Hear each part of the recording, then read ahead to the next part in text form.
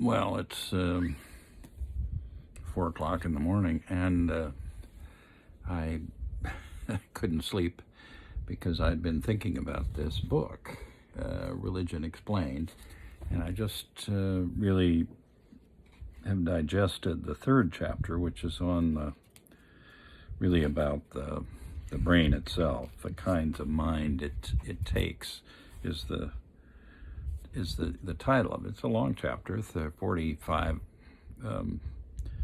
pages, and this is by Pascal Boyer, who's an anthropologist at Washington U in St. Louis, which but there were a number of things about it. First of all, the brain is organized around these little subsystems, specialized systems. He uses the analogy of upstairs, downstairs, he talks about Pemberley in Jane Austen's book Pride and Prejudice, and Elizabeth gets to tour Pemberley with her aunt and uncle, and it's this huge estate, and of course there's this whole cadre of people who are specialized in really doing the downstairs stuff, which is quite complicated. And anyway, our brain is that way too. It has these little subsystems in it that are inference systems, where we assume things about the world, and about other people, and about all kinds of things. And the brain is organized around these little subsystems. The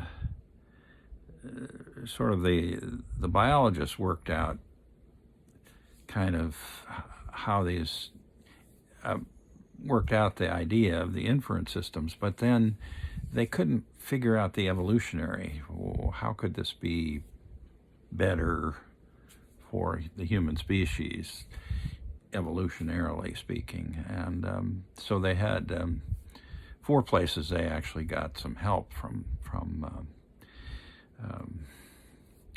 the experiments, probably psychology experiments, but experiments nevertheless on normal adults, developing a sense of what their principal concepts of the world were. The second area would be in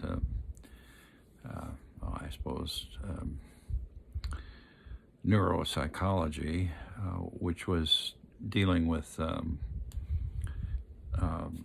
people who have deficits like autism or depression or whatever.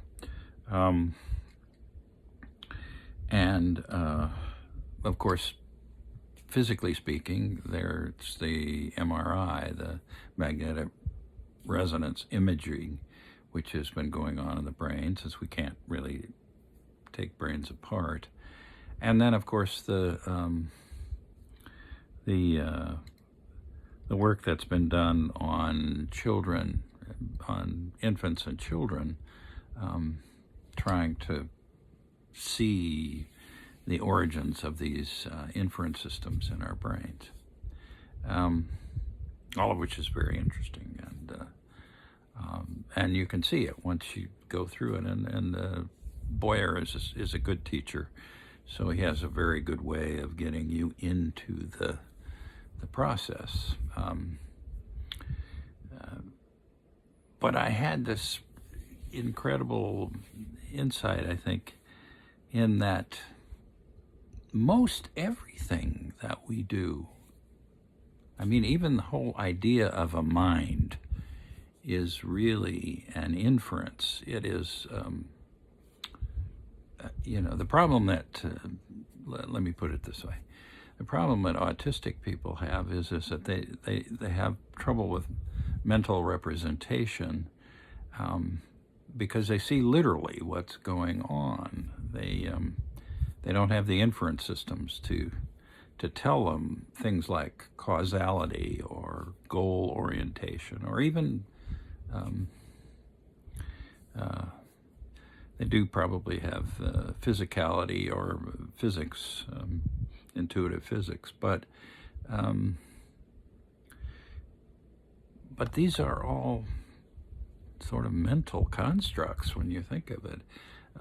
There's a later book by Boyer. It's called The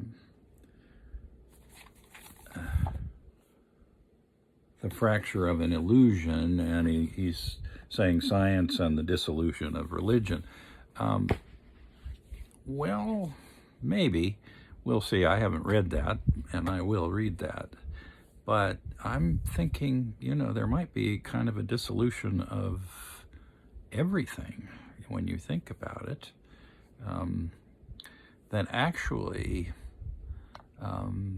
without the inference systems, autistic people may actually see what's going on. And they don't have the illusion of motive, or the illusion of goal setting, or the illusion of they don't understand what's going on in human society because they don't have the same inference systems that most normal people have. But they're actually seeing probably what's really going on, as opposed to the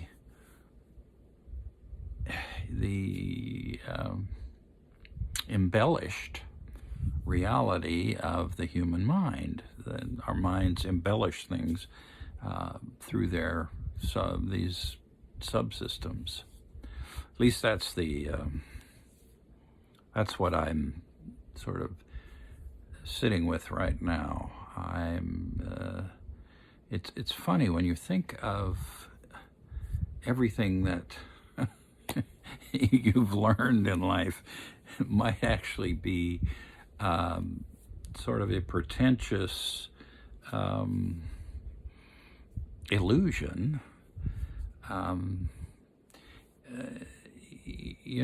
We have all this stuff coming in to our brain from our sense organs, and the brain is the one that thinks it through. So we hear and we see with our brain, we taste. All of the senses are really carried out in the brain. But other species probably see things in quite a different way, and they don't have the inference systems for some of the things that we see. So we all love mysteries, and at the base of mystery is the idea of motive. But can we really ever know somebody else's motive? We might look at it and say, well, it's money, or it's sex, or it's power. Those are the three biggies. But is it? Is it really?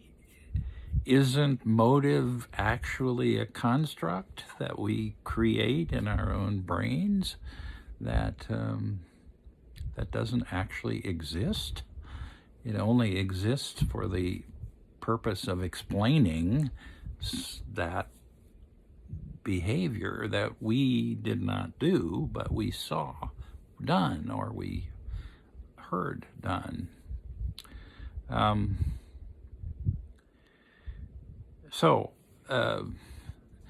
Well, I look forward to going on. The next chapter is chapter 4, and it's really all about why gods and spirits.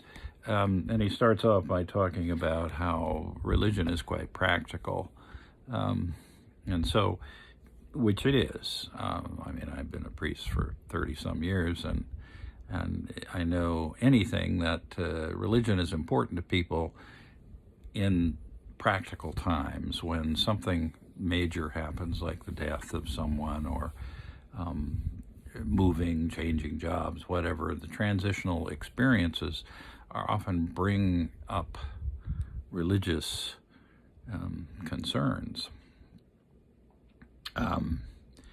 And so religion is really practical in that sense. It comes to us for the purpose of explaining, and not just explaining, but also helping us work our way through whatever that is. And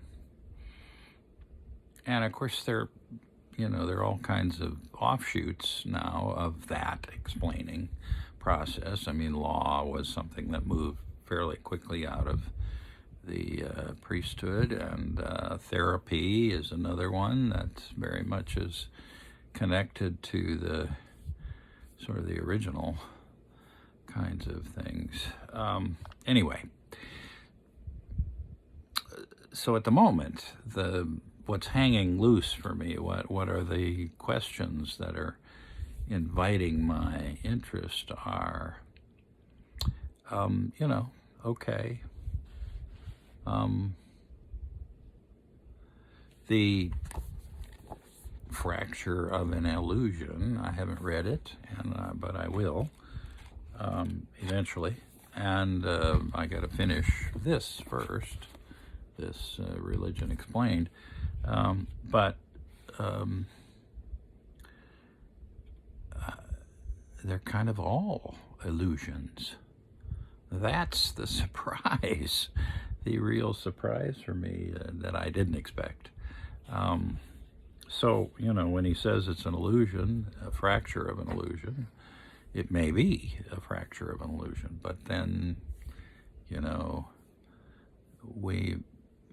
he sort of fractured a lot of illusions for me. That most of what I consider sort of concrete stuff of the mind is actually elusive. We used to say when I worked in the med school, doctors learn from doctors, who learn from doctors, who learn from doctors, who learn from doctors, who made it up. And that's pretty much human knowledge right there. And just pick a field. Anthropologists learn from anthropologists who learn from anthropologists who make it up. I mean, and that sort of gets to the illusory quality of knowledge and learning. And so science itself might be an illusion. Or at least it depends on the elusive quality of inference structures. I mean, science is just organized curiosity.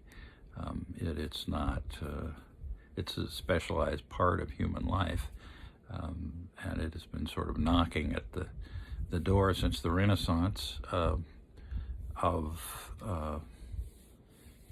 trying to knock away the foundations of the Middle Ages, which were largely religiously based.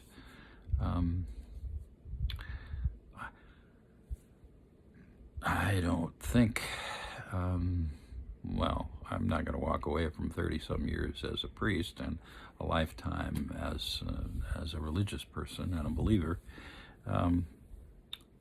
But we'll see. Tune in and we'll see. I think it's interesting. At least this part kept me awake, and now I can go to sleep.